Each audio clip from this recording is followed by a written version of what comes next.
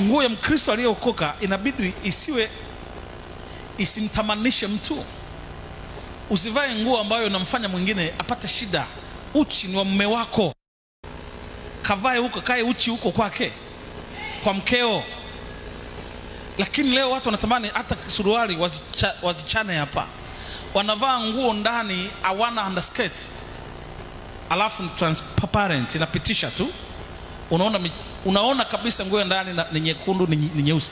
Anapita sokoni na ndio anasikia furaha, burudani. Yani hata kama akishavaa hivyo anawashawasha atoke nyumbani.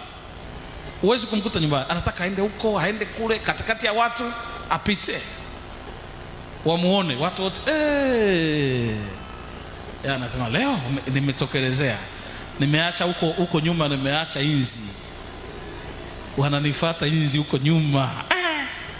Hawa kweli Mungu ameniumba. Siku ya mwisho kuna adhabu inakusubiri. Biblia inasema ole wake mtu aletaye jambo la kukosesha. Makwazo hayana budi kuja, lakini ole wake mtu aletaye jambo la kukosesha. Wanaume tunakoseshwa na wanawake. Kijana hata akiwa ametulia anaona huyu mtu ambaye amekusanya mkutano wa inzi, naye anaungana na mainzi hao, wanaenda. Inabidi aishi kwa kushindana kwa jina la Yesu. Maana ukigeuka huku utamkuta, ukirudi hivi unamkuta, ukienda huku unamkuta, ukichungulia TV utamuona, ukifanya hivi utamuona, ukisikiliza radio umuone, lakini utasikia maudhui ni hayo. Wako wana mipasho huko, wanatukana kabisa.